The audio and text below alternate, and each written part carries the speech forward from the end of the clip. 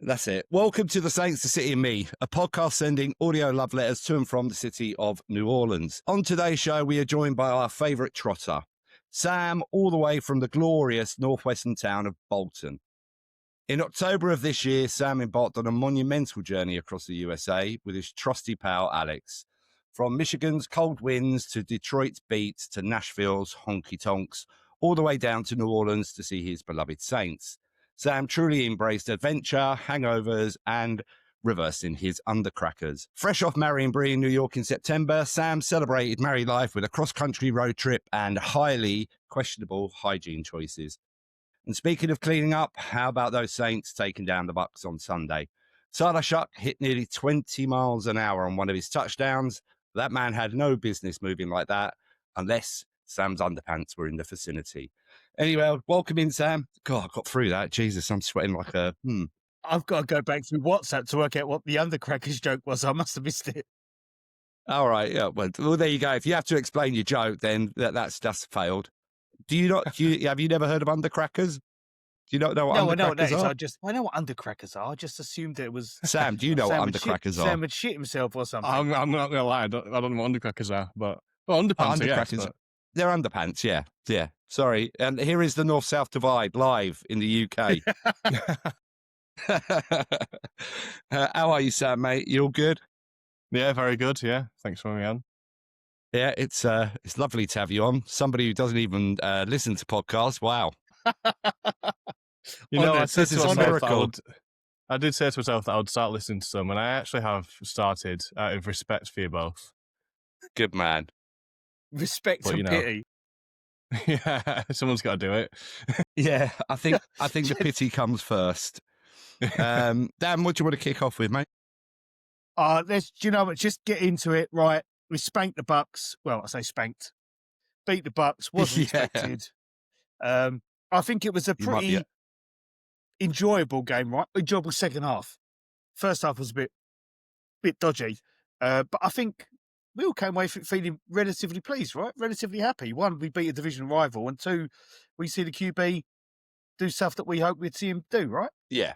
Yeah, I think so. Well, I mean, as is the one with being a Saints fan in this day and age, not everybody came away feeling happy. But yeah, I agree with that. I think first half was very reminiscent of a number of first halves that we've had this year, which is always a problem because then you're chasing a game. Second half, I really enjoyed it. We were on a Zoom and it's one of the best Zooms we've ever had. It was such an enjoyable time.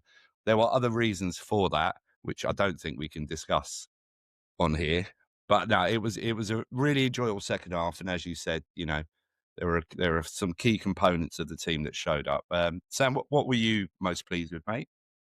I mean, I was so surprised by Shough running, for one. I just didn't think he was that mobile of a quarterback. I know he's been able to get in the pocket a little bit and move places, but twice on, one a design play and the other one was just, making a choice and making a run after breaking 2 tackles was brilliant, I thought. Yeah, he evaded 3 sacks on that, didn't he? Yeah. It was 3 sacks he evaded in one play. Absolutely incredible. Yeah. It'd be one of those plays that you look back at, I think, when you, in, the next end of season highlights and you kind of think, actually, going and breaking those sacks and then also, getting a touchdown and then going on to win the game. Well, it's highlight reel kind of stuff in it in a low light season. Yeah, you sound like a hairdresser. Anyway, yeah, no, it is, and yet again, and I know there's the sort of discourse that goes on about that impacts our our draft position and all that stuff. But on the flip side of that, we all knew it was going to be a difficult season, but I think everybody wanted to have a little bit of fun at times during this season, and that for me was fun. So I think you've got to take that for what it was, which was just really enjoyable. You beat a division opponent. You really, really hammered them from a division perspective now because they have to look over their shoulder. I really enjoyed it. Yeah, I think so. And I think to that point on the whole draft pick thing, it's like, yeah, you can have a top 5 draft pick, but if Tyler Shough shows us that he's better than any quarterback in this draft class, what does it matter that you've got a top 5 draft pick if you're not going to take a QB, right? And everyone goes on about Reese and whatever else. If this defense is showing up the way it is, and Staley can do what he's doing with them and make them look better than what we expect them to be, then does he need does he need Reece? Right? Yeah, I'd love to have him, but at the same time, it's like if these Everybody coaches are everybody developing players, yeah, but if yeah. they're developing players, and Reece is probably going to go number one, right? I think if they're developing players, then let them keep developing players. If Tyler Shough is the guy, I don't give a shit if they pick 5th or 10th. Give me Jeremiah Love. Jeremiah Love? Yeah. Which Love am I talking about? Which one's a running You back and are. which one's a wide You're receiver? correct. Thank Yeah. God you didn't say Jordan. Just give me a bit of juice, right? Give me something to get excited about. And Shough gave me something to be excited about. He moved like Josh Allen in terms of both those touchdowns. I know some people are saying, well, he didn't get his passing numbers weren't great. It was pissing down, right? It was like Florida tropical storm. Yeah. You can't beat him up all the time and say, he's not getting the passing numbers when there were other factors coming into it. He did what he needed to do. He put the game on his back. He let the defense give him the ball back and he went and won the game. And as far as I'm concerned, then that's what I want to see from my quarterback. And the fact that he did that a year after Derek Carr fell over and broke his hand in New York, a year to the day pretty much, and he went and did those 2 touchdowns, I can't ask for more, right? And all the naysayers are turning. There are a few that are still stuck in their gears and saying, he ain't going to I don't care. I don't care. I had fun watching that game, and if he does it again the next 4 games, I'm going to have fun every night until every Sunday between now and the end of the season. So that's my take. No Yeah, shots. I think the good thing about it is that I think in all of the games, even in the ones which we haven't been as impressive when he's played, there have been flashes and different types of flashes of what he can do. So it's almost like he's, going back to Sam saying about highlights, he's putting almost like a little highlights package on the back end of this season, showing what he is capable of. And obviously in this game, we saw a new thing because obviously, with his legs, I know in his early college career, he was quite proficient, wasn't he, with his legs? But I think obviously the injuries that he sustained, but also I think the way that Louisville wanted to play, I don't think he was as impactful in his later college career. But, you're seeing a guy who moves it down the field with his arm when he has the opportunity, playing behind a horrible O-line, with a lack of weapons, obviously great now that Valet is starting to show up. Obviously I'm sure we're going to touch on the, the young running back, but he hasn't got that many weapons. He's got an awful O-line, but he still pushed it down the field. And the other thing that I would say, and I don't know if it has been noticed, but Olave just looks really happy to have him at quarterback. The celebrations, he was the first person trying to get Shough to celebrate with him. So I'm okay with it. I think I'm happy enough with what I'm seeing. Yeah, I think I do think the development aspect. I know that he's 25, 26. People have a lot of different expectations of a quarterback of that age.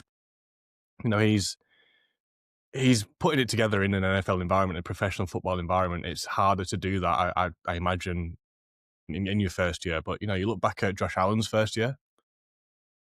People writing him off after his first year. I'm not saying that Shough is going to be the next Josh Allen, but you have to put it together in that kind of environment, and he's doing so. I think there are mistakes, but equally he's making progress.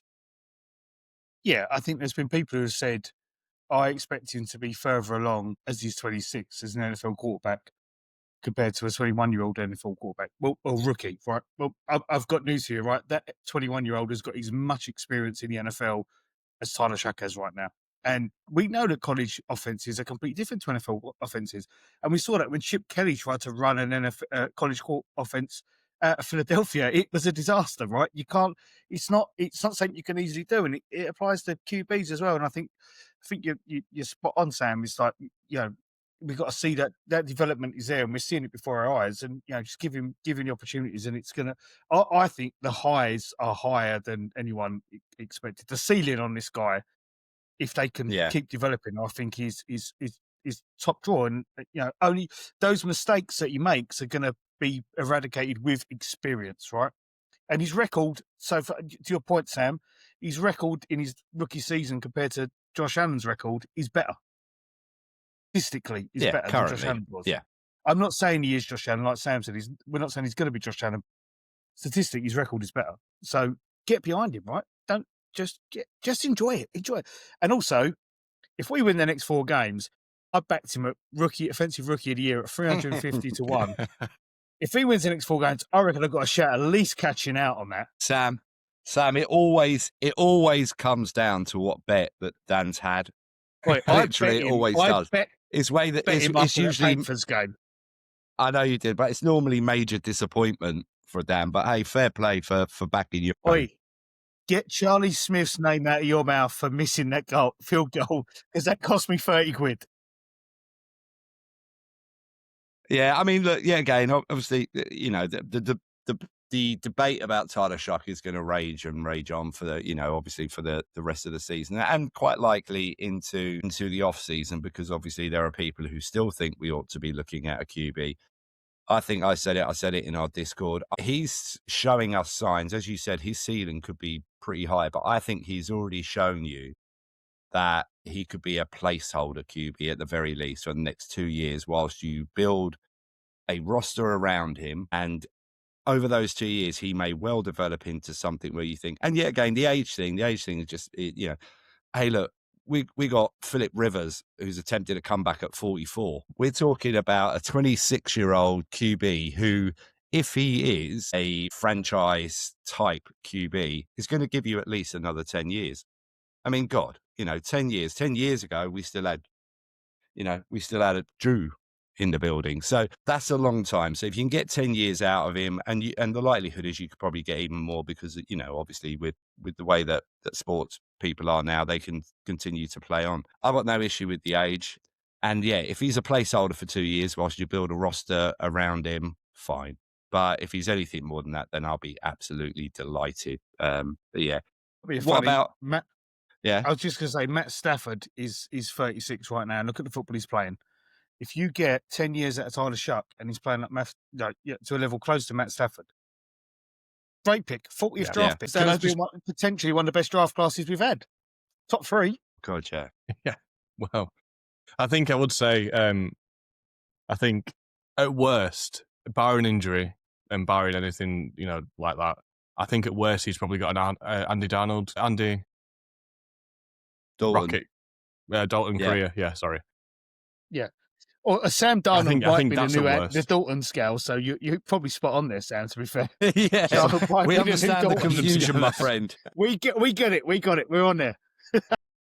But no, but you're right, and that's where I'm saying, Sam, it's like that's, you know, not saying that Andy Dalton was a complete and utter placeholder, because he had a couple of years where he looked like a top level QB. But if it allows you to, you know, obviously we know in the next couple of years our cap management situation, as long as it is managed correctly in the next couple of years, we're going to be in a fairly strong position.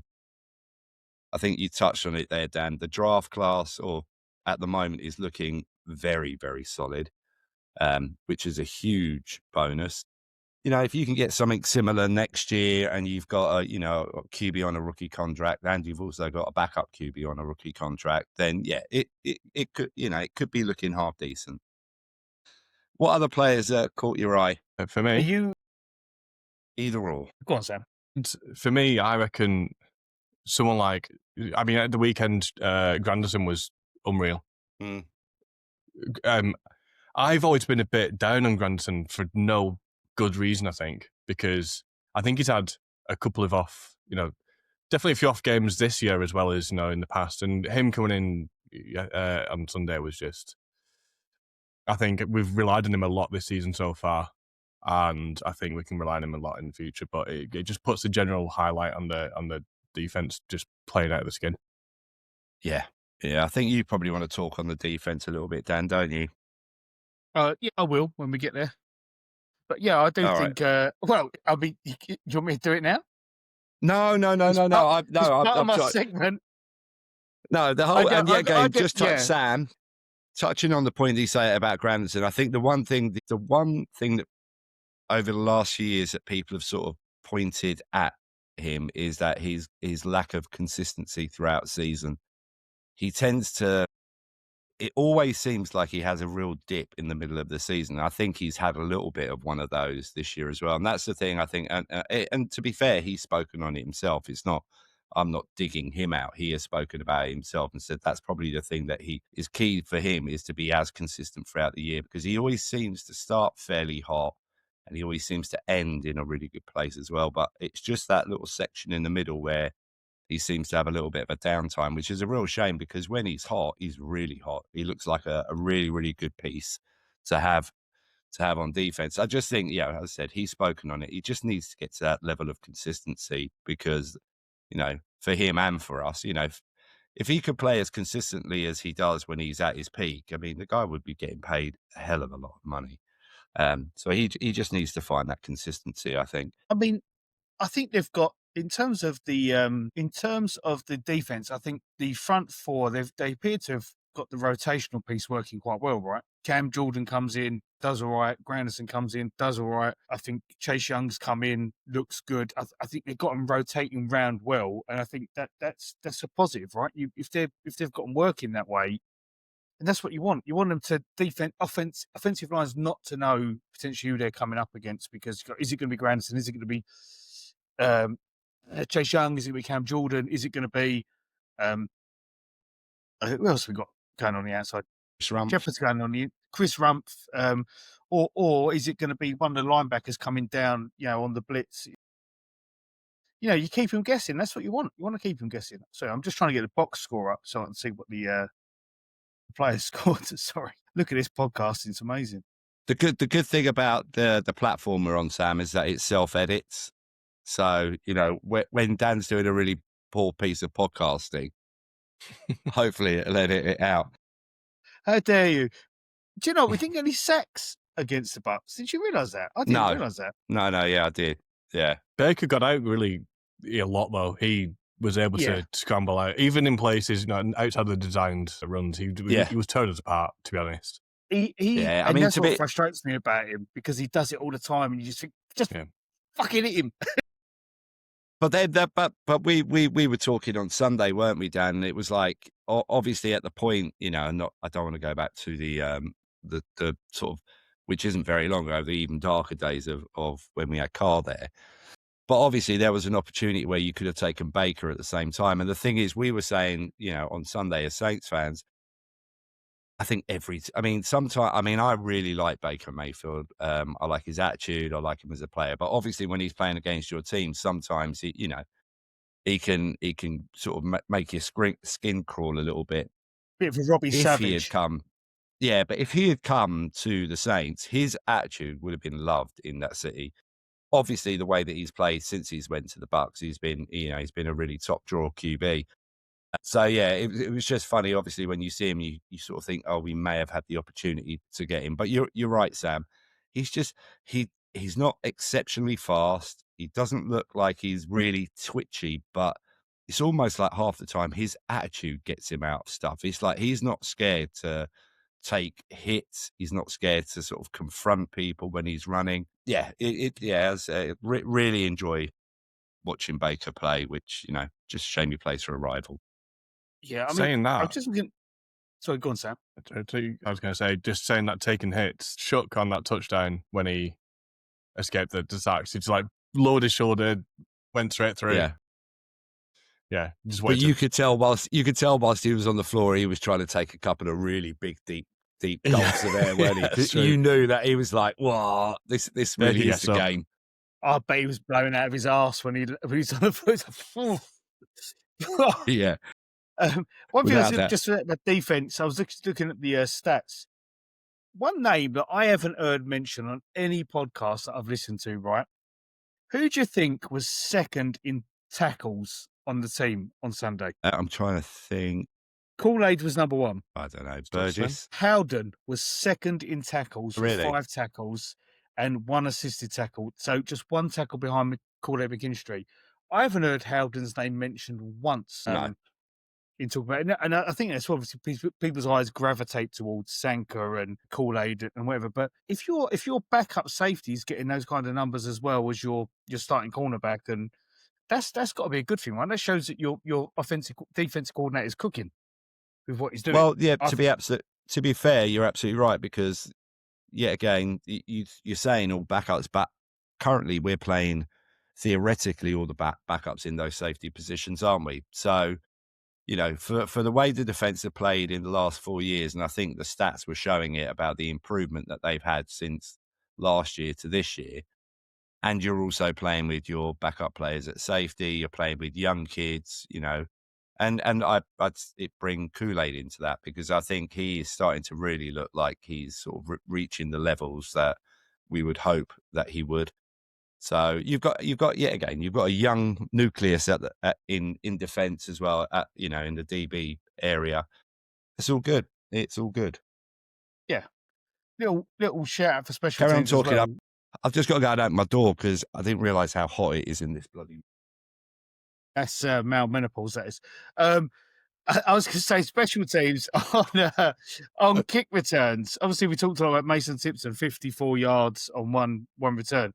Pettis got 84 yards across 4 returns. So we're looking, 138 yards return yards there. I think that's pretty across five returns. I think that's pretty good considering we've been giving special teams a bit of a rough ride for a little while. I think that's an impressive number, I think, from those two They guys. did bring punters into the building this week, didn't they?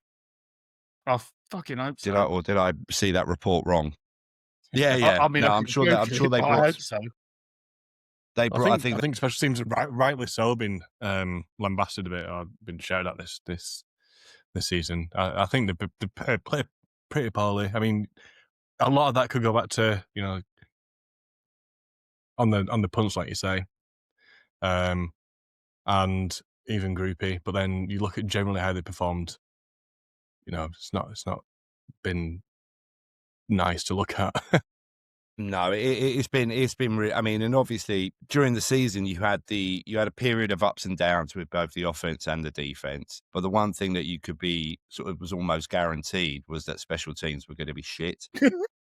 To be fair, I think there has been a slight improvement in the special teams play. I really do. That, yet again, that's aside from the groupie situation. I just think rather than the kicking, I'm talking about the general special teams play, I think has improved.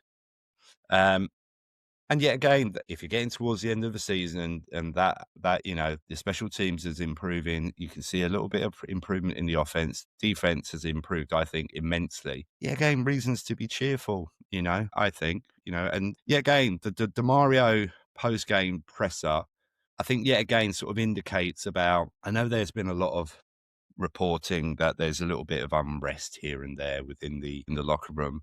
But when you hear the leader of the locker room come out and yet again, not only talk about Shough, but talk about the team in the way that he did, and highlighting a team that have only got 3 wins at this point in the season, still having the energy and the enthusiasm they've got. Yet again, I do think that is a good ingredient as well. And I'm really pleased to hear that. Yeah, it's definite. I mean, Demario Davis will make me run through walls to, kick my wife in the face, to be honest. But he's that much of a motivator. But no, he's I mean, I don't know where that noise is coming from about the discourse in the dressing room. And I sort of get it, but also it's like they ain't been like emphatically bad.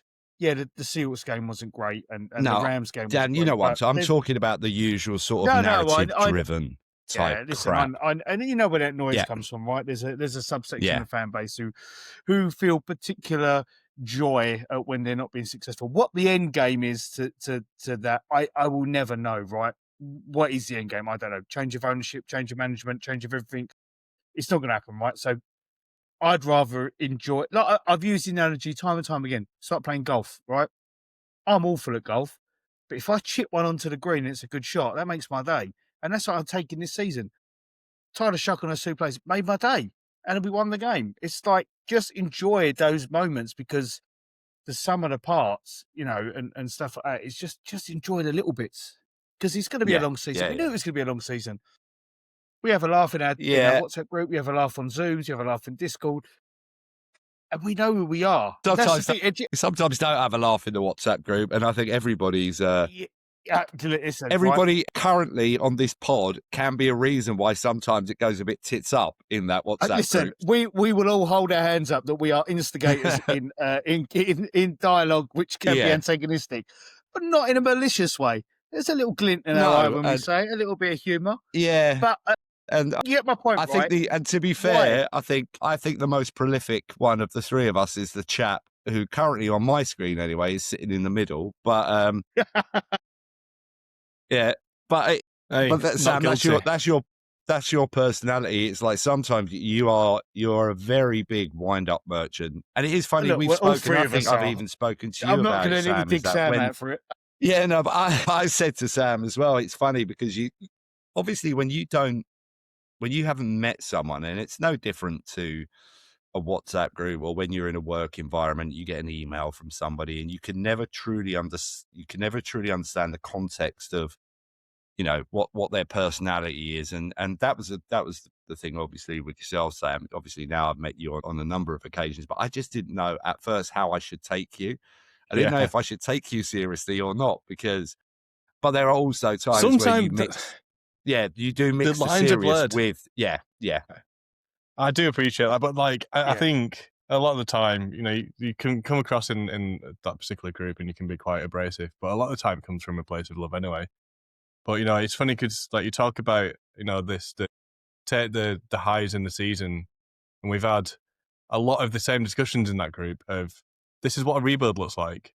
And so in between all of that, trying to be not abrasive, but also be a little bit of, well, I'm going to pull your leg a bit. It's yeah. I took that one quite personally where I saw it. I think it was on Monday morning. We said, can we not have another conversation about this is what a rebuild looks like? Because I think I've been in there twice in about 5 weeks saying this is what a rebuild looks like. It feels like it's weekly, but it's true. No, because I don't drink every week when I watch the games. To be fair, someone once told me you got to tell people what you're going to tell them what you're going to tell them, and then tell them what you've just told them. And that's what we're doing with a rebuild. We're telling you it's going to be a rebuild. We're telling you we're in a rebuild, and we're telling you this is what it feels like to be in a rebuild, right? That's all you're doing. You're just doing the power of three in terms of letting people know. Thanks for that, Dan. I appreciate that. That's all right. That's all right. It's fine. Just a quick one, because I think we need. I'd like to wander on and get Sam's story regarding the Saints. But is there anything from a Saints point of view, Dan, that you want to just hit on? And I'm not talking about seasoning. We can do that later. Well, I thought you'd want to do that now, right? I think at the end. Let's get that done at the end. I'm talking more from a Saints specific point of view. I mean, I think touching on the Charlie Smith stuff, I think it was unfortunate for the kick. It was raining. He hit it straight. It just the weather probably factored in. I think. So I'm optimistic that he will. I want to see him in the dome, right? Next season we play a majority of games in the dome. I want to see how he kicks in the dome. I think haven't we got? Is it three of our last four this year in a dome? I think so. No, I'm not sure. Right? Yeah, so 2 at home, 1 in Atlanta, and Tennessee is away to 50. So no, 2 at home. Atlanta's indoors as well. That's what I'm saying. Tennessee's he's got 3 in an indoor environment. I get you. I wasn't paying. I think. Sorry, Sam. Sorry about that, mate. Jesus Christ, we should have tidied that admin up before we came on. But listen, it's a bird's nest, right? What do you expect me to say about Atlanta? It is what it is. Shout out to the Atlanta Falcons UK podcast and Twitter fans, because they had an absolute meltdown on Sunday. They've had a meltdown every Sunday, wonderful. Other than when they beat us. And even then, right, I'll not be funny, I've been chirping them all week when they beat us. Nothing from them. Didn't even give me a little bit of a poke or a wind up on the podcast count. Come on, boys, engage, get involved. It's a bit of fun. It's a bit of banter. But Dan, the problem there is that I think we're going to finish as is what most sensible Saints fans knew we were going to struggle this year. We were just hoping for little bits of sunshine, through the clouds. The difference with the Falcons is they thought they were Super Bowl bound. They really, really did. That's what happened. Hence why, hence why they haven't got a first round pick next year and all that good stuff. So that's what happens when your GM drafts for luxury rather than necessity, which is what Agent Fontenot has done.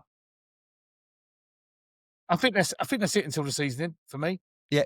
Just a quick one. I don't know what your thoughts are, because obviously I think it was reported today, wasn't it, that so far there are 5 international games that we're aware of now.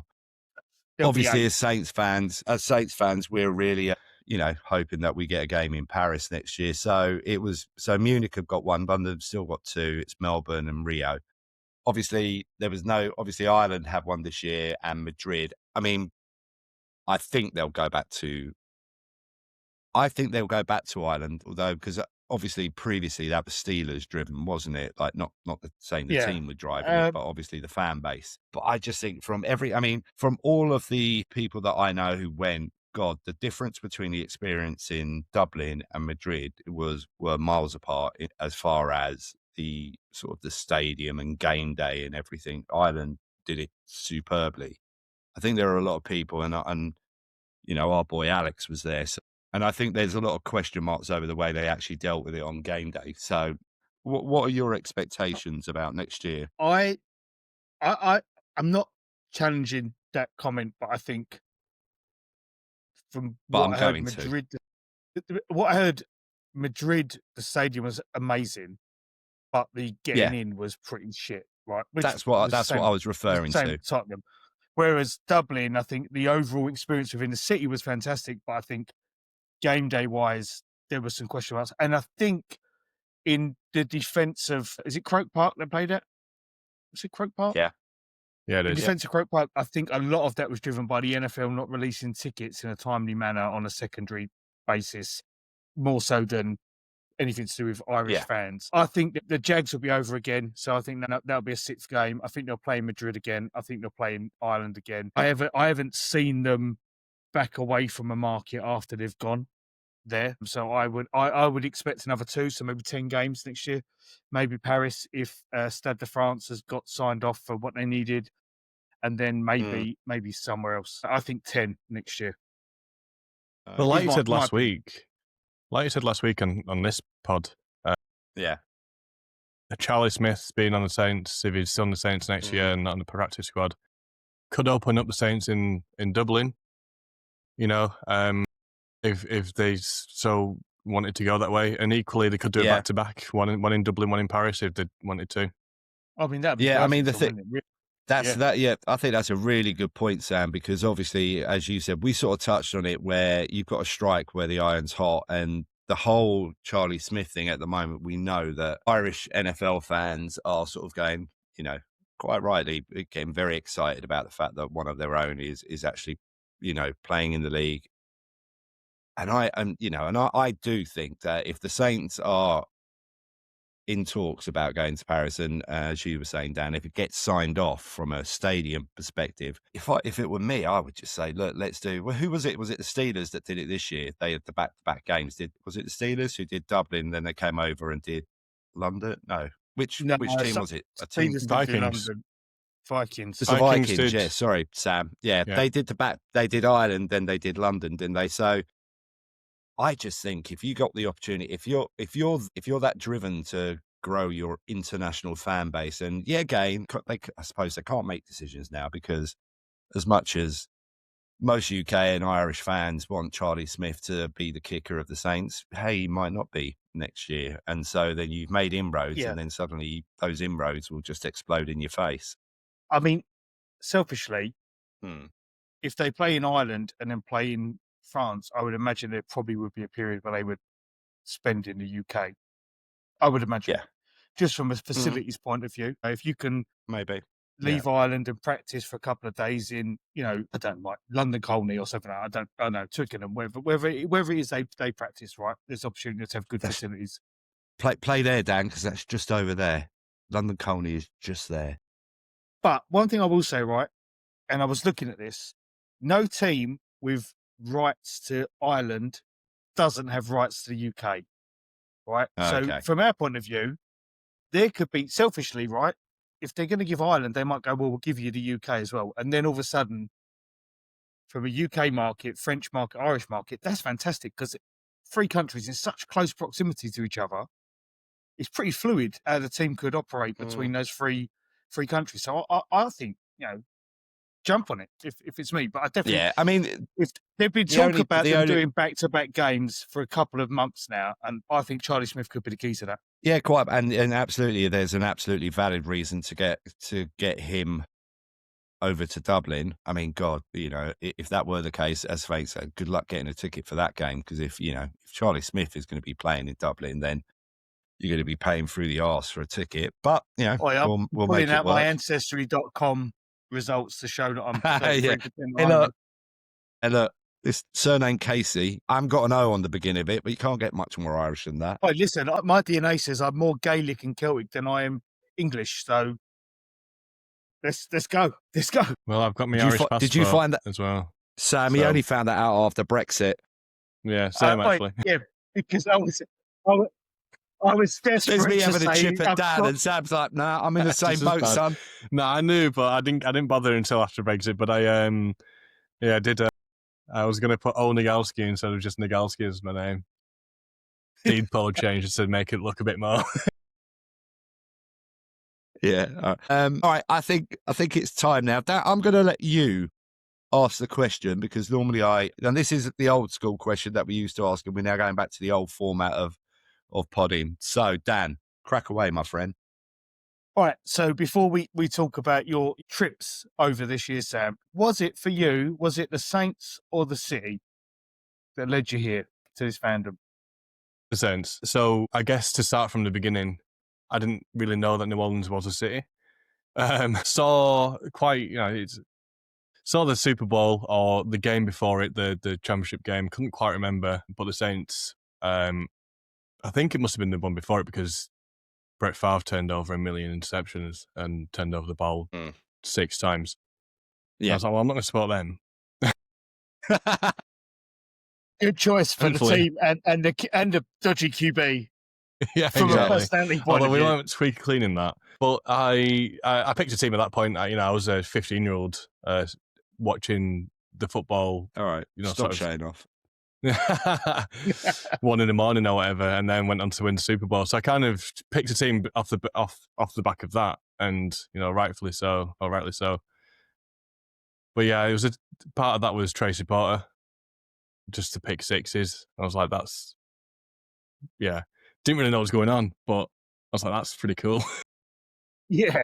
But it's funny, isn't it? Because we had it. Do you remember and it is funny that it feels almost like there is nothing more exciting in an NFL game than a pick six. It feels like the most exciting aspect of the game. So I'm not surprised that was the sort of thing that turned you on to it because, God, you remember a few years ago when we got that pick six against the Bucs. Do you remember it? And Jesus Christ, it was like it makes almost like the hairs on your arm stick up. So obviously, I understand completely why that would have captured your imagination, Sam.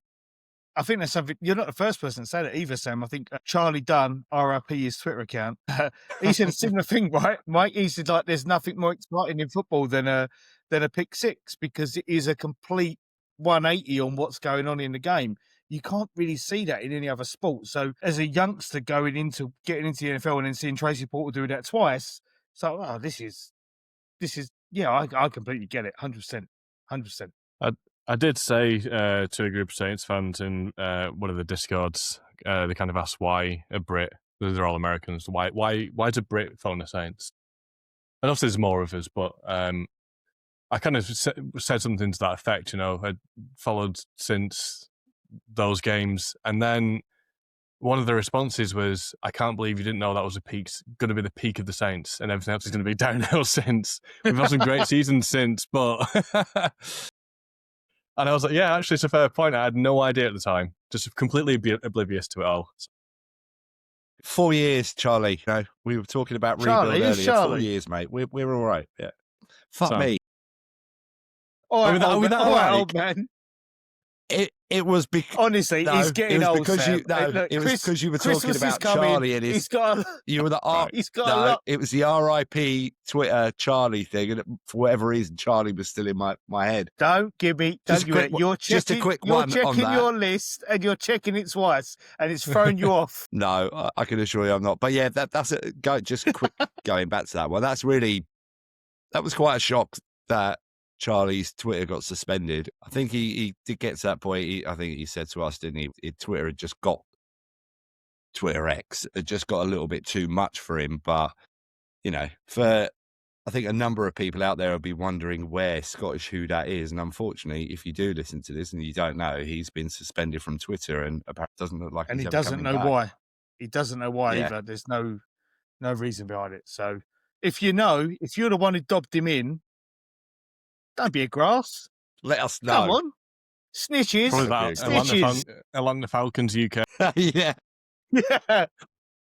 Unless, of course, it was Mickey Loomis, Greg Bensel, or anyone in the Saints PR team, in which case, do you know what? He's banked the rights. You got him. I'm joking, Charlie. I'm joking. Hey, look, curry favour wherever you can. Sorry, Sam. So obviously, the NFC Championship game gets you into it, all that sort of good stuff. So how did the journey sort of go from there? Being because obviously at that age, were you able to stay up overnight and watch all the games, or what was it like? So not really. We were fortunate enough to have Sky. So the games that were on Sky thereafter, except the Super Bowl, I cheekily stayed up for that. I was very tired the next morning, spoke to my form teacher, and he was kind of like, "Why are you tired, Sam?" And I went, "Oh, I watched the Super Bowl last night." And he was the only person I'd spoken to who knew what American football was. Okay. So that was quite surprising to me because anybody else I spoke to didn't really know what was going on. But yeah, I was able to watch the games in the following season where I could, but it wasn't really something that I'd picked up until probably sometime around 2011-ish, 2012 season maybe. So I didn't really catch the 49ers 2011 end of season. But thereafter, so like I said, I didn't really know New Orleans as a city existed until I saw the Saints. And then over the years, I sort of became a little bit infatuated with the idea of New Orleans, and to the point where I was looking at, I think sometime around 2012 or 2013, I went to university, and I was looking at gap years in New Orleans and that kind of stuff, and it just never really came to fruition. So it was something in the back of my mind, but it wasn't until obviously a lot of years later that I could actually visit. Yeah.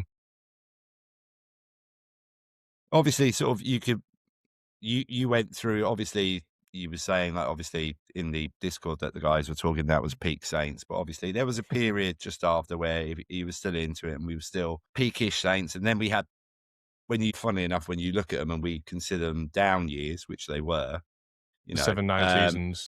Not that bad. But then obviously as you get a bit older and obviously we get into another sort of, not a peak Saints era, but you get into an era where it was, and even the most basic thing when we're in the UK, the amount of times that Saints were on Sky tells you how good they were. They were the entertainers for that period of time. I mean, we all know how exciting a time was, and we all know, we probably should have deserved to at least to get to one and probably win one. What was that like then, obviously, with the sort of resurgence after the 2017 draft and stuff? Yeah, so obviously coming from the back of the 7-9 seasons and Rob Ryan and whatnot, and those were times that I really sort of knew the Saints, because they were the first times that I actually learned to know the players and the names of the players. But then going into the good seasons, I then started to look at what the drafts were like. So that 2017 season, that draft, I was like, anytime I actually pay any attention to this, something good happens. All right, Sam, we need you to pay attention all the bloody time. You were watching this draft this year, weren't you? No, yeah, I should have stayed up for it, to be honest, but they seem to have done well, so who knows? But I don't really watch the draft, so I might tell you a lot about the Loomises. But I do like the fact that you corrected someone in the WhatsApp earlier who said Rex Ryan's defense, and then you've called it out again now. Like, I've got respect for that. Yeah. Well, yeah, I know. And those are like I said, those are the times that I actually started to watch and pay attention and see who's who and that kind of stuff. I remember being so excited that they got Rob Ryan as their defensive coordinator. I was like, "This is it! This is going to be great." It's Rex Ryan's brother and their dad's. What's his dad's name? Bud? Is it Bud Ryan? Bud. Yeah. This is going to be great. And then it just, after like 2 years and then Brandon Brown and whatever else, this is awful. This is not good. But probably indicative of Sean Payton's approach, right? It's just I can sort out offense. Just I don't give a shit about defense. I'll outscore everyone. Yeah, outsource it to somebody else. Yeah. Yeah. That is what I do for a living. Yeah. So obviously we go through the draft. Obviously that draft was incredible. And then obviously we had like a 3 or 4 period of time where we were always in the hunt and stuff. At what point you were saying that obviously you became a bit infatuated with the city. So were there points previously where you thought, oh, actually I could make my way over there, or was it just still a little bit? Obviously, when you're at uni, I know you were talking about being in a gap year, but it's probably a bit of a pipe dream then. But at what point did you think, all right, this is going to happen? You know, I know we're moving on to this year where you've been, but at what point was it like, no, this is really going to happen? And were there any times where it sort of was meant to happen and it sort of fell apart? Yeah, so I remember I went through a breakup quite a few years ago, and I was at work and decided that I'd start looking at holidays to the US. And at one point, I found some fairly cheap flights, but I didn't really muster up like the courage to go on my own, kind of thing. So I as a sort of still mid-20s, I then shelved that idea. But that was the first time that I came close to actually being able to go somewhere, go to New Orleans and visit the city. I'm quite glad I didn't do it, because I would have got myself into a lot of mischief. And a lot of trouble, and probably wouldn't have been the best of ideas to go. I did end up going to New York that same year and watching the Saints on Thanksgiving. Oh, okay. When we beat them. And nice. I didn't know with the, that. I NYT. didn't know that. Yeah, it's great. So I was in New York, and I was with the NYC Saints crew. They were, they were brilliant. Yeah, there's a few of them. There's a guy who does the DJ stuff, and I distinctly remember him, but I was there with a mate of mine, jet lagged because we'd arrived the evening before. Been out all day watching the Thanksgiving parade, and it was, deathly cold. So we were hiding in bars all day. So by the time we got to to this pub, smashed. Yeah, but that was kind of the week after maybe Des Bryant had gotten injured, I think, or the week of Des Bryant getting injured. So yeah, it was So there was sort of high hopes still in that game, and then to beat them and to be sort of around with this crew of 20-odd-year-old people who were Saints fans from New Orleans, the first people I'd ever met from New Orleans, kind of thing. That was quite special anyway. So made up for it, I guess. So can you explain to me what sort of trouble would you have got in, Sam, if you had gone there when you were in your mid-20s? I need to understand. Heavily drinking back then would have been. Right, okay, and that was different to your trip in exactly. Some things never change. Well, you're just a little bit more mature now, Sam, aren't you, my friend? That's it. Absolutely. Yeah. Allegedly. I'd like to think that through the extended network of friends we've built because of this team, there's some nice advice that gets shared around between us about how to stay in the good kind of trouble rather than the bad kind of trouble. Yeah, that's probably good point. I get it though, right? Because the first time I went to New Orleans, my brother-in-law was like, I'm not letting you go there on your own because you will get into all sorts of problems because you're just a div. I'm not a div, but maybe I would have been. But yeah, it's like you go somewhere for the first time and it's completely different to anywhere else you've ever been. Yeah. Sometimes sometimes it's easier just to do that when you've got a friendly face around or someone to a good devil on your shoulder to counterbalance the one that wants to go into tropical isle and just drink hand grenades all night, which I'm pretty sure you guys did, but we'll get onto that. Yeah, I was going to say, have you not met Luke? It was like, really? Anyway, who's Luke? Have I done another name bomb there? Who's Luke? I haven't done a. I'm Are not you talking going for about your Sam. Luke? No, who's you Luke? know what I'm fucking talking about. Yeah, you didn't have to call. Sorry, Luke. All right. Anyway, we'll see you. Swiftly moving on. There's a T-shirt for that. Yeah. So all right. So obviously that was the abandoned one. Probably a bit too young. Might have got into a bit of trouble. Obviously, New York trip. Was that something when you went over there and it sort of grew your sort of fandom a little bit more? Just meeting people from the city and probably seeing how into the game they were. Yeah. So a couple of years before that, I think it was a year before that, we played Miami in London. And so I hadn't met anybody there who was from New Orleans. And I think there was maybe one group of people. And I kind of kept myself to myself, went to the game with, people I was with. And in 2018, when I went to New York and met people from New Orleans and was able to sort of vibe with them and see what they were like and that kind of stuff, it kind of grew it a lot more there. And on that same trip, I went to my first NFL game in the States, albeit it was the Jets, but they were playing the Patriots to sort Tom Brady. But as part of that, I was then at a tailgate at 10:30 in the morning, kind of thing, outside the MetLife, and walking through, and so it's that a decent kind of tailgate as well, right? It's not. It's a huge car park, man. So yeah. So being able to see that in person, again, didn't really understand what a tailgate was until I went to one, and then saw these TVs hanging off the back of these lorries. So that was that's a really nice. That's a really good point, though, right? People who've gone to London games go, "Oh yeah, I've tailgated." No, you haven't. No, you don't. No. You haven't. Yeah. And even if you go to New Orleans, you say I've tailgated. You have, but you haven't, because New Orleans has got a good area around it where you can drink before the game. You haven't got a tailgate.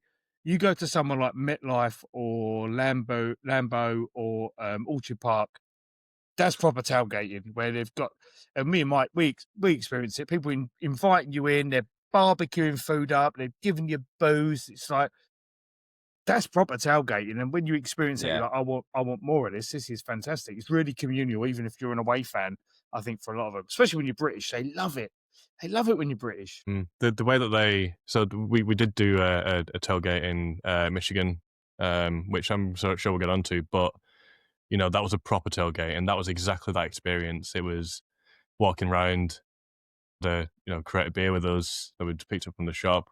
It's quite a nice tailgate as well, because it was in a golf course, so everything's green. Autumnal.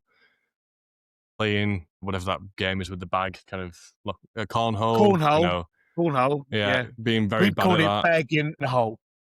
It's close enough. Could mean somewhere else where I'm from. What she said. Works both ways. And I'm going to, Nate, because I'm sure it's not called it anymore, but probably don't see that at the Reebok Stadium. What's it called now? The Tough Sheet Community Stadium, it's called.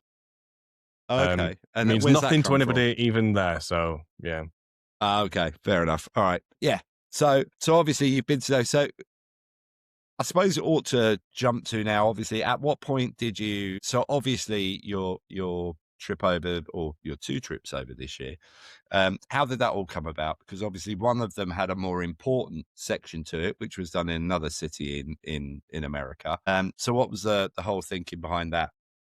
Yeah, so I'm assuming that you mean when I got married, or was it when I saw Oasis? Wait, Sam, come on, I thought I'd set that up lovely.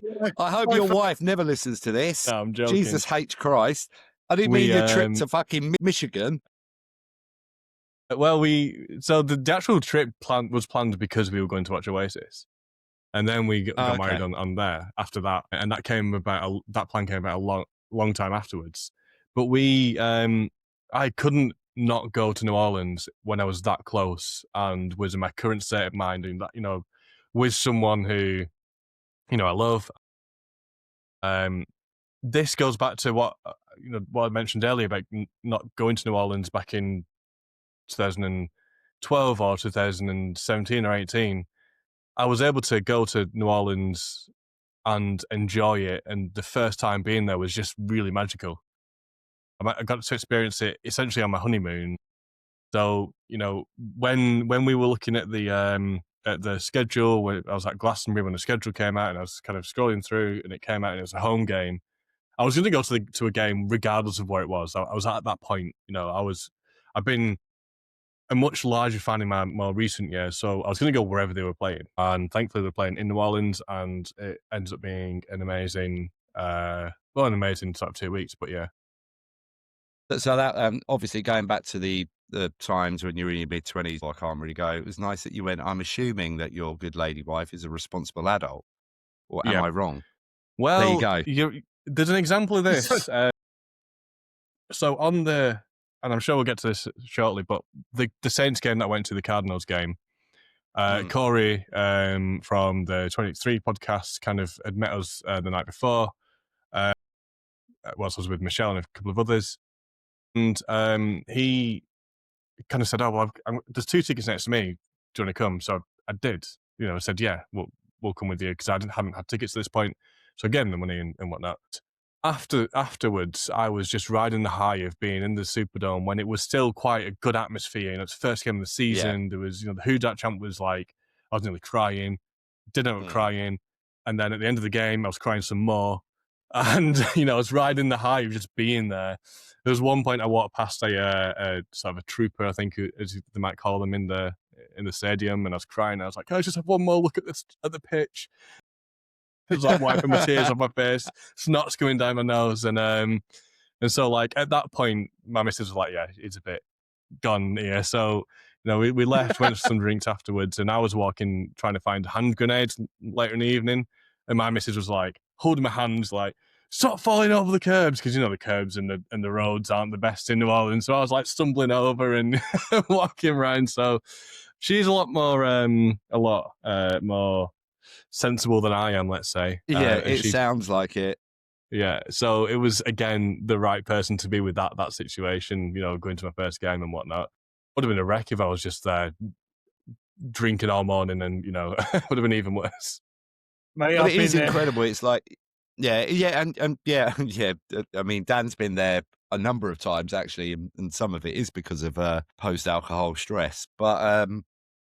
But it is a remarkable thing, isn't it? And it's also, again, like as men, when you're talking about, and obviously there's a big thing about men talking about openly about getting emotional. And now I know we're talking about a dome, a stadium, but it has that impact. Virtually every person that we've spoken to about the first time that they went there, it has that impact when you've seen something from afar. And as you were saying, obviously at that point of the season, everybody was still on the high and stuff.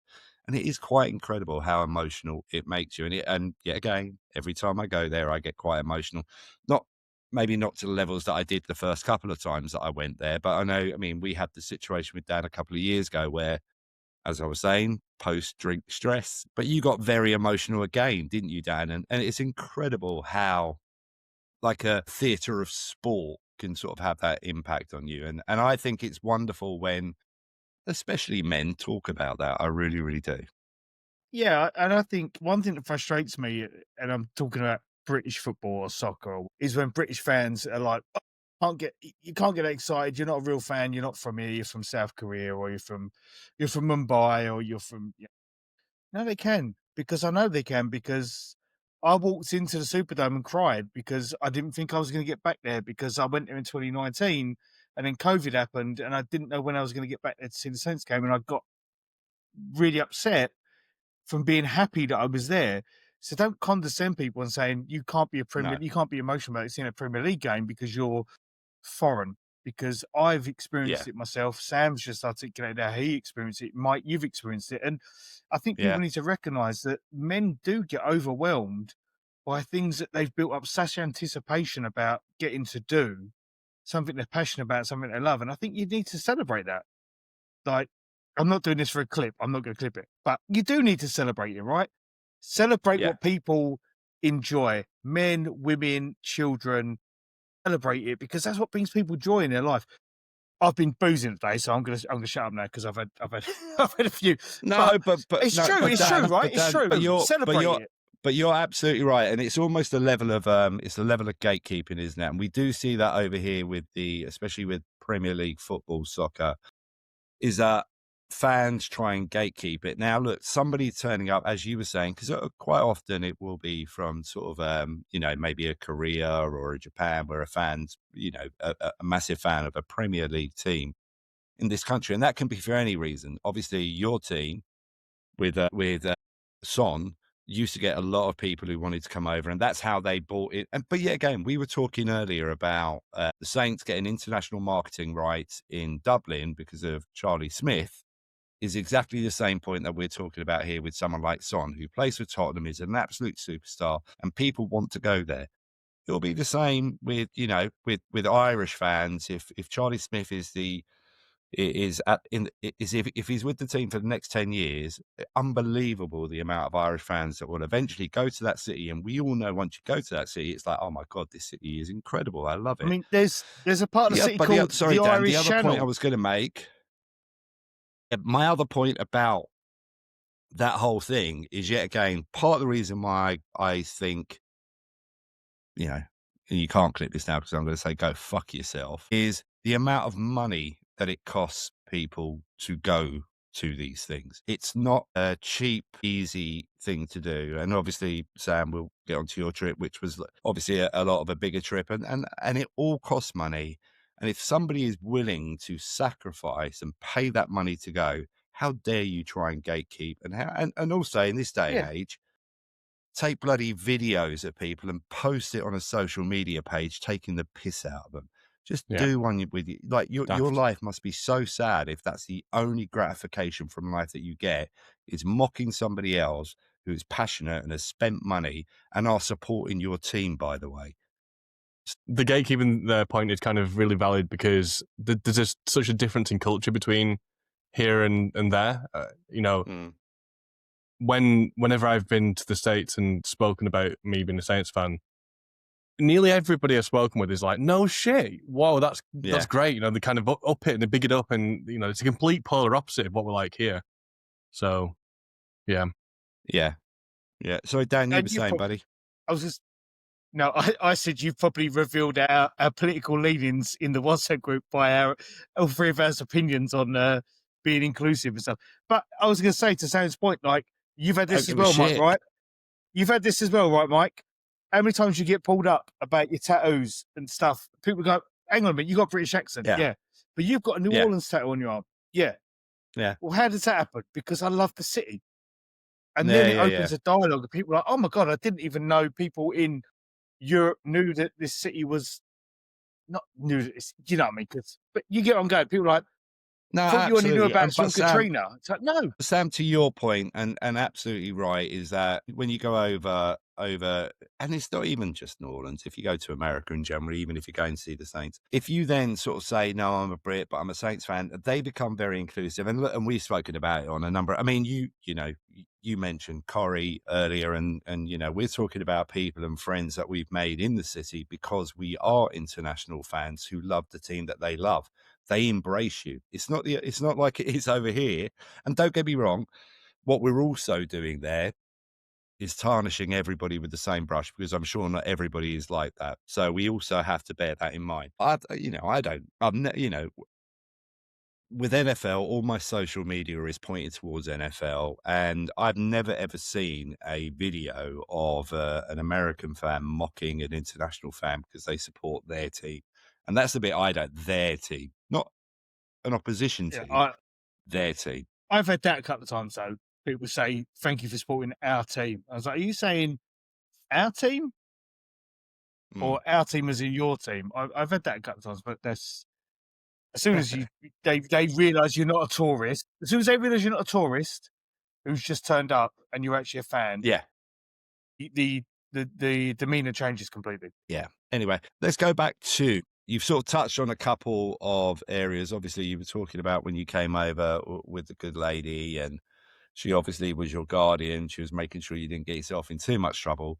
Let's go now to the trip that you made where you probably got yourself in a little bit of trouble. And I'm not talking with local law enforcement. I'm just talking about from a health perspective, because we had a WhatsApp group, which was for people who were going over to New Orleans in secret. October. It was a secret. And honestly, the amount of times I was over, I think I was over in America for maybe a couple of days less than you, Sam, at the beginning.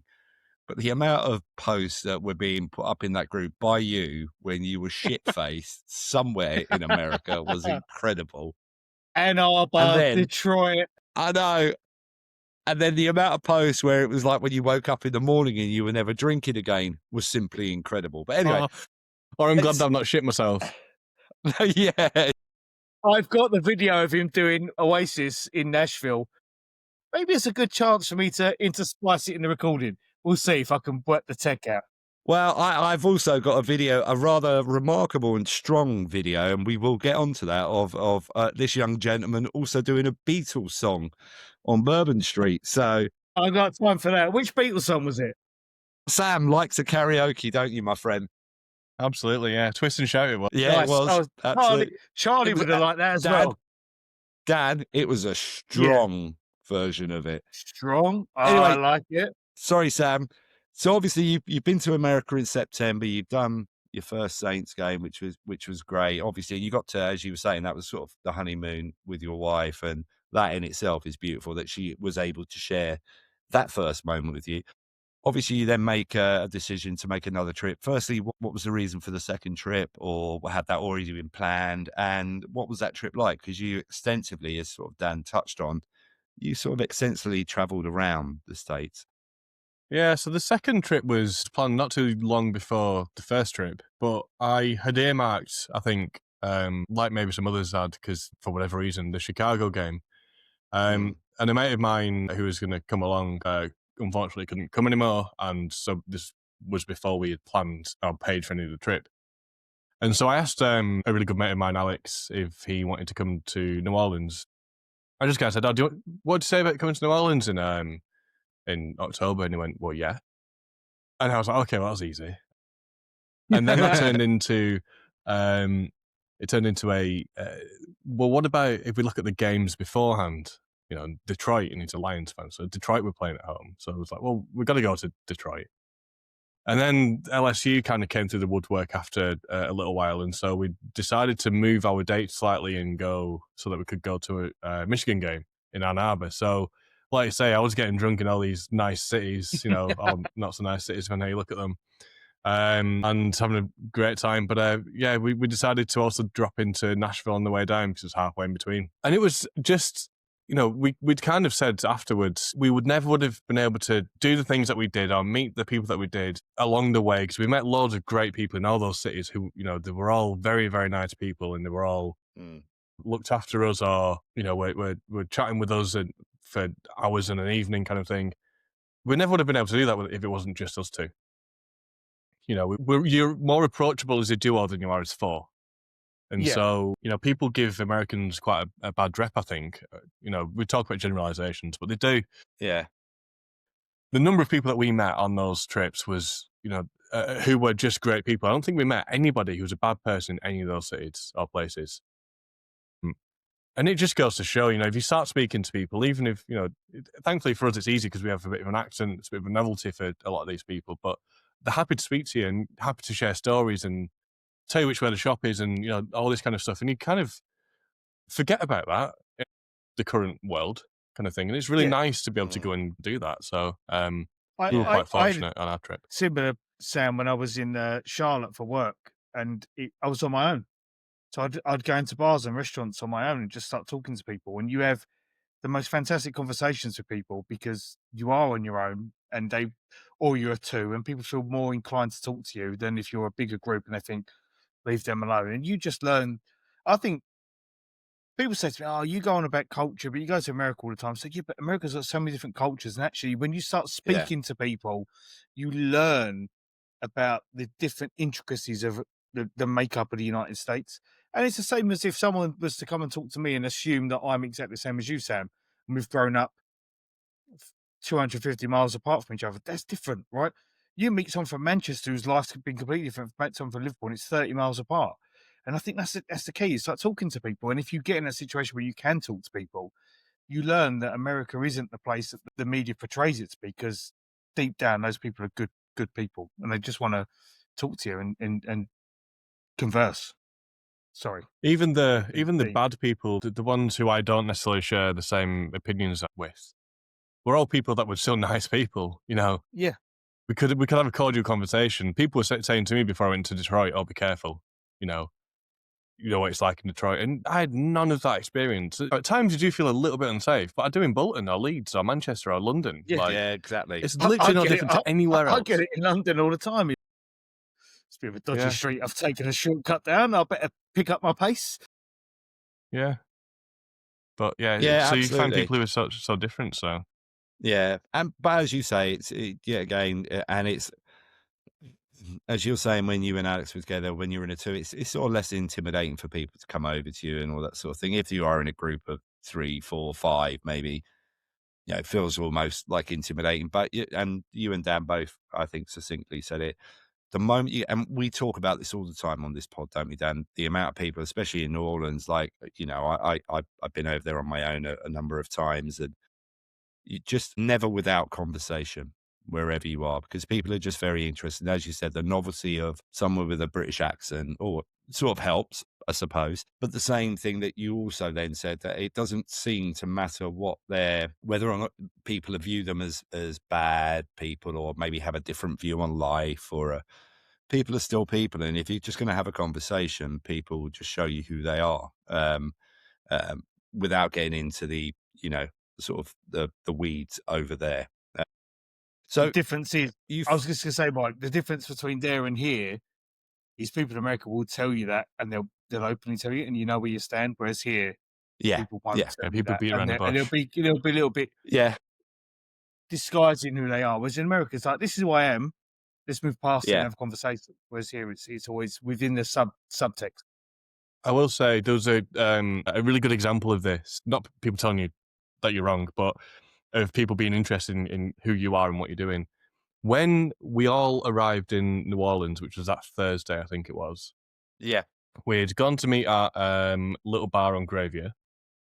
And we'd gone and sat at the bar or sat somewhere. And before anybody else had turned up, I'd had a conversation with a guy at the bar who does a $10 minimum charge on the card. Got his drink for him. We had a good long conversation. I had a conversation about work and other things. It's just about us, basically. It's people. Then he went on his way, and I went back to Alex, and people, Mike turned up, and James turned up, and later on, Dan, you turned up, and Dan, you went, I've just met someone who's asked about you, Sam. And he was in your hotel lobby. I remember that. And the fact that, I've spoken to this guy for all of maybe 3 or 4 minutes, and he's heard another Brit, and he's like, well, I remember this entire conversation that we've had, and, are you with Sam? And he said to me, oh, you're British, yeah. Are you here with Sam? I went, I'm here with a Sam. And he went, and I think he literally said, he's got like a nose piercing. I was like, that's Sam. I was like, he went, yeah, I met him at dinner. I was like, great, I'm going there now. I'll see you later. And it's brilliant, but those little interactions you have, it's just like, I don't think somebody in the UK would do that. So yeah. It was brilliant. It was nice. We had a similar example when we were over. Me and James were waiting for a streetcar to go up. I think we were heading up towards somewhere in Magazine, so we were getting the streetcar up and we were going to walk down. And we were at one of the stops, and both of me and James obviously talking to each other. And the guy goes, "British, yeah?" We were like, "Yeah." And he went, are you with a big crowd of Brits? And we went, and at that time, there wasn't a big crowd of Brits. There was maybe you and Alex got there, and we were like, not with a massive crowd, but more are coming in this weekend. He was like, oh, right, okay. He was like, yeah, I'm with these guys who, he said, no, I'm meeting some Brits later. And we were like, oh, that's cool. And he went, yeah, I'm going to the Wrong Iron because there's a big meet up there with loads of Brits. And we went, oh, God, we're involved with that. The guy was Jason from Dome Patrol. It was his cousin who, and then he was talking to James. He went, that's probably why I spoke to you, said, because I recognise your voice because he listens to their podcast, but he didn't know who he was. And he just said a couple of Brits, some Brits in town. And then we were chatting to him for ages. And obviously we then met him later on that night at Wrong Iron. But yeah. Obviously having an advantage, having a British accent. But yeah, again, it's that sort of thing. It's like, oh, you with some Brits, and then you have a conversation. But so anyway. Was it Brendan? Yeah. No, it wasn't Brendan.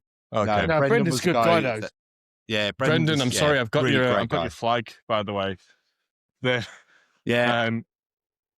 Signed flag from that meetup. No, and yeah, again, hats off to Brendan. Absolutely hats off to Brendan. I don't think we've spoken about Brendan on this pod, have we? But yeah, the guy who didn't he drive in, wasn't it, from Florida? Yeah, and he listens to us, and it was lovely meeting him. He was there with his wife. I don't think he was even going to the game, was he? And he just came. Yeah, really nice guy though. He came up to me at Wrong Iron, and he went, Dan. I was like, yeah. He went, I'm Brendan. I was like, okay, cool. He went, I listened to the pod. I was like, oh, great. And then he went, yeah, I just literally drove up with my wife and made her listen to the Wives episode with your wife and Mike's wife. And I was like, and then I realised that I've been in fantasy leagues with him before. In old fantasy leagues and stuff, yeah, because he was caught in another Discord that we would have been in many moons ago that we no longer. Okay.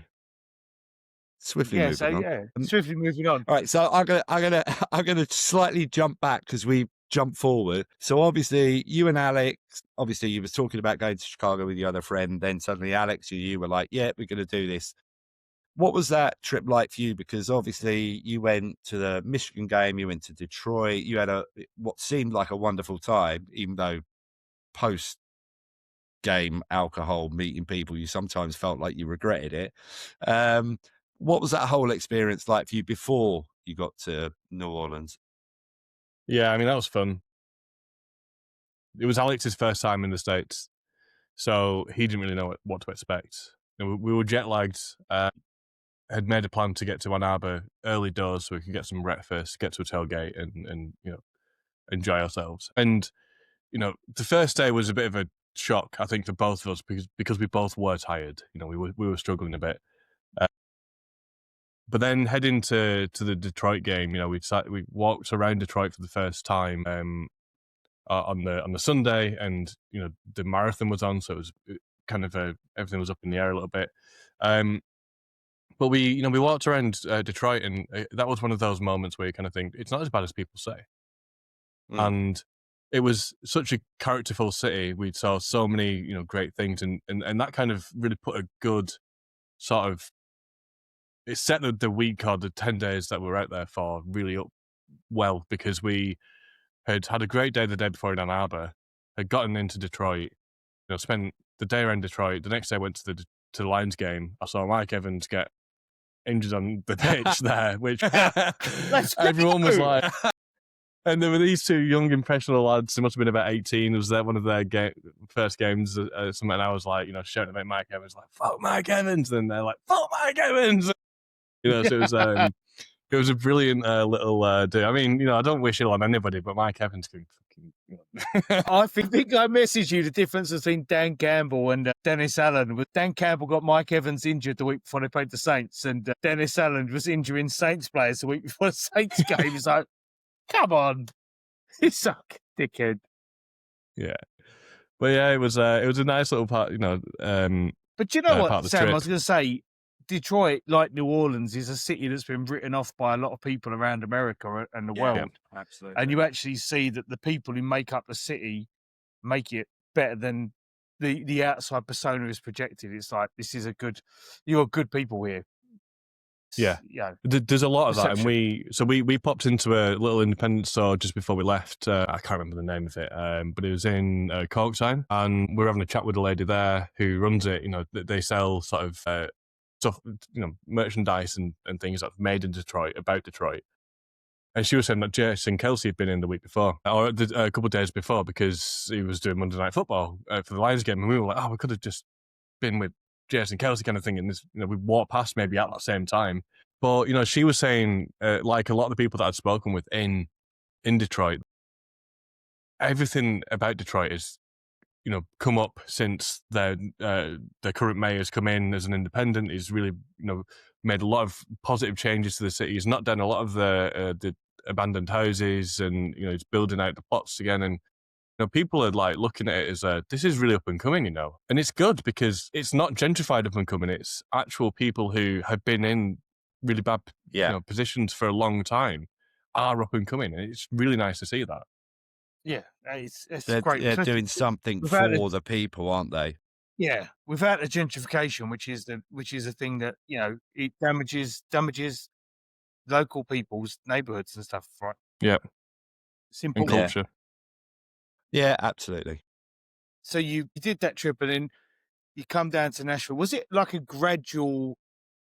Did you find it like a gradual adaptation to the South, going from Detroit down to Nashville to New Orleans, or was it just like, this is Detroit, this is Nashville, you're in the South now, or was it sort of a bit like this is a bit different than New Orleans was completely different? Or in a way, it was.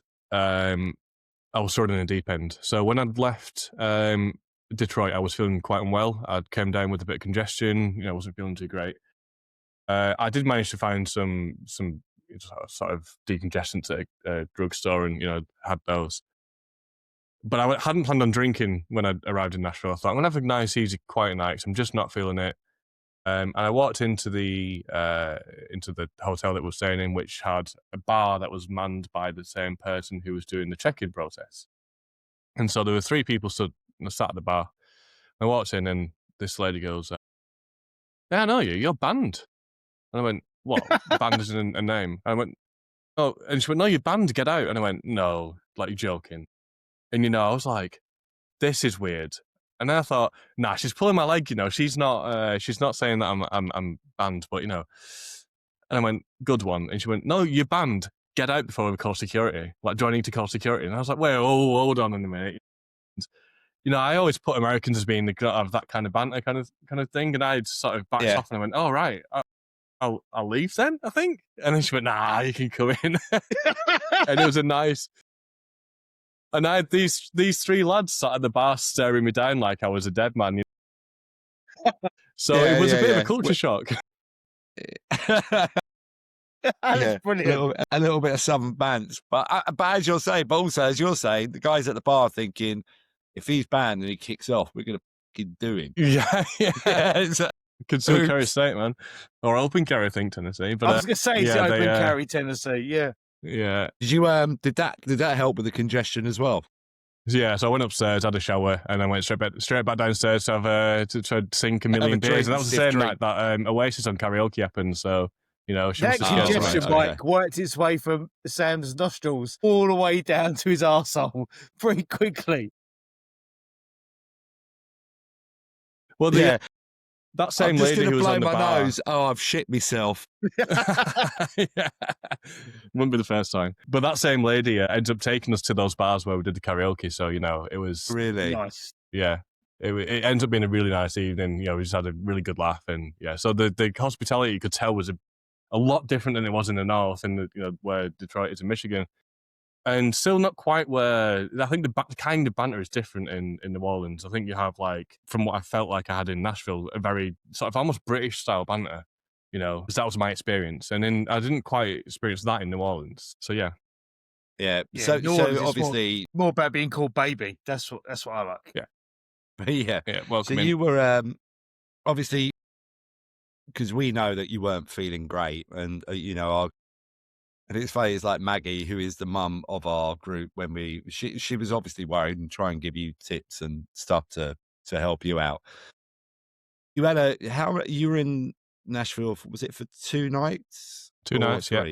Yeah. 2 nights, so yet again, I think yet again, you said you weren't going out the second night, but I think you did.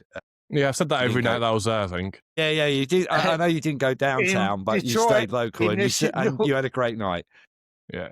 I didn't go downtown the night after, but yeah. Yeah. It was. So great time in Nashville. Obviously, then you hit New Orleans, and I think you touched on it where the story about the guy that you met in Little Bar, because that was obviously I think myself and James I'd been there for a little while. James had come in 2 days before, and then Dan was arriving that night, and obviously we meet in a little bit, bar and gravy. And so what was you and Alex's experience of the whole New Orleans thing?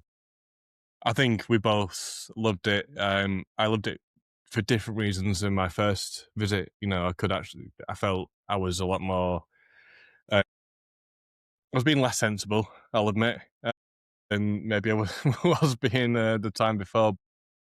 We were only there for 4 nights, so we had to make the most of it. Yeah. And so every night that we met up with you guys or with some of the other, Charlie and whoever else came down, it was nice to be able to, go and actually let loose a little bit, and see some of the other bars that I hadn't visited before. We'd gone to visit Aaron Rose quite a few times. Was it Aaron Rose?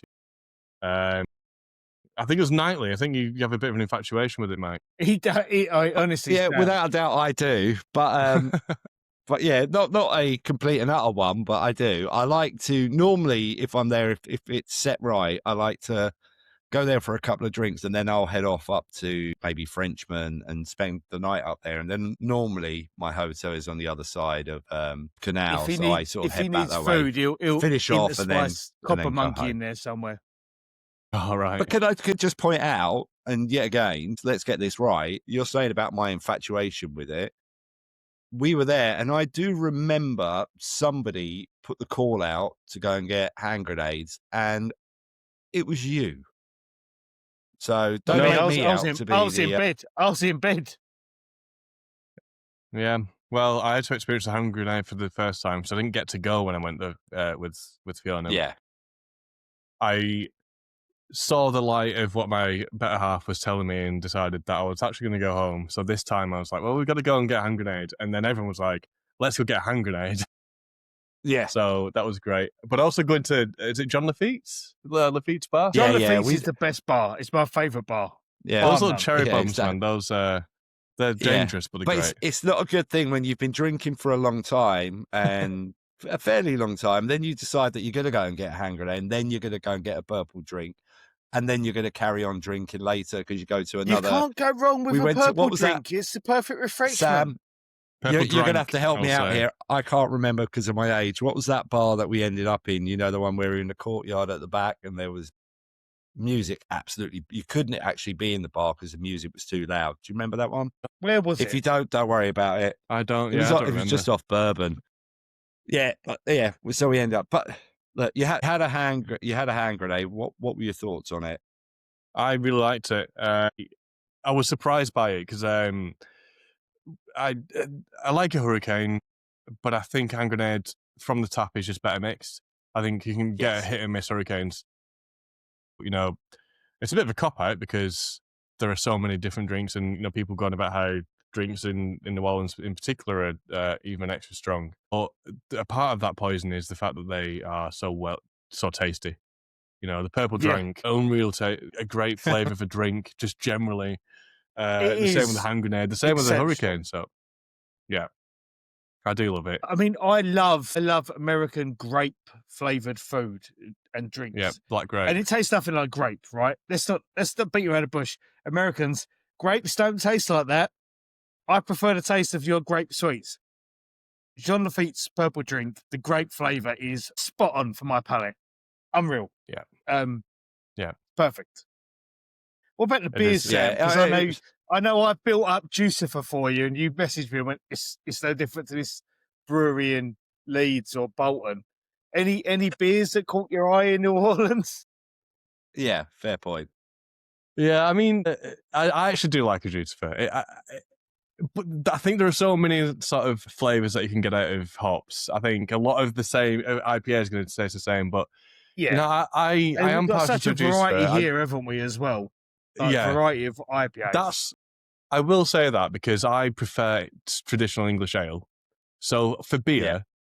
I think the States, you know, down thumb for me, only because I don't really like sour beers and New England IPAs that much. I did enjoy the brewery that we went to for Port your lad's Orleans. birthday. Yeah, Port Yeah. Orleans. They had some really great beers in there. It was a shame we couldn't really spend too long in there, ultimately, given juggling itineraries. But Yeah. yeah, a lot of good beers in there. I was shit-faced when I left there. I'm gonna move it on to a couple of. So, from a food perspective, I know you were not as impressed with some of the food in the city as maybe other people are. But what was your favourite food that you had when you were there, Sam? Have you got a favourite that you had? That's really hard, you know. This is not traditional New Orleans food, and this is embarrassing. So I enjoyed. It's Dat Dog, is what I'm going to say. Dat Dog Nothing wrong has with unreal that. hot dogs, but they're just hot dogs. Yeah, I enjoyed Good. I enjoyed one of the charbroiled oysters, but as it turns Yeah. out, I'm probably allergic to oysters, so that was dangerous. shit. It really. I was sat like this, as if it's going to make any difference to an allergy that Mr. Ed's? to oysters. Yeah, it was at Mr. Did you Ed's. try? Yeah. Yeah, Oh, try what, one of mine. you almost feel your throat closing? Oh, yeah, I could. God, And apparently, if really? you have, I don't know this for certain, but if they're cooked, they're less bad for you. If they're raw, you need an EpiPen. You're finished. Thankfully, Yeah. Alan, Yeah. bless him, had an EpiPen, so you know, I didn't need to use it, but he had one just in case. And yeah, that was my Yeah, first time ever having an Blimey. oyster, and will be my last. Yeah, That was a shit show. That Understandably, dinner. my That was friend. a shit show. Food was Yeah, all right, it was. but just the overall. We just kept adding tables every 20 minutes. It's like, Yeah, this is gonna- they must hate us. Yeah, we're not that bad. I'm going to sort of start winding it down because we've been going for Sure. quite a while. Yeah. So I'm going to ask a couple of very quick questions to you, my friend. Who is your favourite current player on the Saints? Oh, I mean, for me, it's got to be Kamara. My missus would say Demario Yeah. Davis every day of the week, but Kamara for me, just Really? because of, like I said earlier, that 2017 draft class. Yeah. Seen it through for me, so, Yeah, I mean, to be fair, it's like, obviously, we sort of used to do this thing where we used to omit Drew, which is not fair, but then unfortunately, virtually 98% of people would say Drew. But I think probably second is Alvin, and then I would say third is probably Demario. Yeah. If you omit those I'm two, I'm talking about all time. Sorry, that I know we're sorry, on all current. time. Yeah, so no, that was current. So you're right. I mixed that up. Oh, okay. So who's your all-time favorite player? And yeah, again, Omitting Drew. No, you can say Drew because we used to admit it, and it was like, why? Why would you tell someone they can't have their choice in a favourite player? I will admit Drew, just to go a little bit left field, but we, for whatever reason, we absolutely loved Alex Anzalone. Just the golden locks, It's also a name that Die Hard, Sam, right? He looks like a guy at Die Hard. Yeah, he does. Yeah. He does. I think he did that, and he didn't like it. My missus can sort of she always mentions his name, so a little bit of homage to my missus as well. But yeah, if it wasn't going to be all time Alex Anzalone just for that aspect, it would probably be Jimmy Graham. I think Jimmy Graham was just unreal. So yeah. But yeah, again, I like the fact that a lot of people be going right, Anzalone, really, but I quite like the fact that you went there. It's like, because everybody's tastes are their own. There's a reason why they might like somebody, or all that sort of good stuff. Mike, it's like me being a big fan of Foster Morrow, and people are like, but he's not a superstar. But yeah, but he's from I like him because he's from New Orleans, and I like his character. And there was that podcast we did. We had to cut off of it where the guy's favourite player was Darren Sharper, but we won't talk about that. Well, actually, if I was to give another answer... and listen and see if you can work out who it was. Can we not go down this route again, please? I also, Darren... actually, if I had to give a name that was like the name of a player that really got me into the Saints, like I said earlier, Tracy Porter. Yeah. So, there are so many to choose from, though. After you've followed the team for so long, each period has its own player that you want to say. It does. So, and quite often it can just... Yeah, exactly. It can be a highlight moment that makes somebody sort of go over the edge on a certain player. Absolutely. So and again, I love Roman Harper because we've got the same surname. Yeah, and I think sometimes outside of a sport like the Premier League, if someone's got the same surname as you two probably haven't had this that often. I've had it more often than not. There we go. But it's something for you to like. The Saints had two Harpers on one team at the same time. They had Rod Harper and Roman Harper. Obviously, getting 41 was the right choice rather than Rod Harper. He did nothing. But your fandom can be influenced by external factors that are nuanced. And we talk about nuance all the time, right? This is a sport full of nuance. Yeah. Sorry. But also on that point, Dan, your fandom, Sam's fandom, my fandom, anybody's fandom is their own. It's like it's not dictated to by other people or popular culture or whatever. Your fandom is your own, and I think, and that's why I actually love the Anzalone thing, because that means that Sam's fandom and his wife's are their own, and I like that.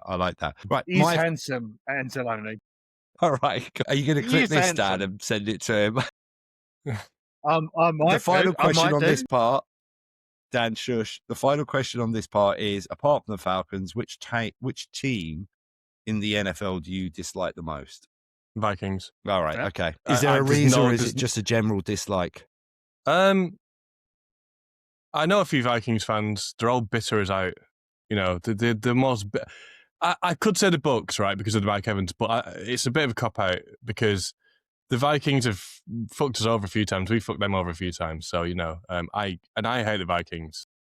They're a bit like West Ham, right? There's a bit of entitlement behind the Vikings. They think there is. They think, we should have won it all.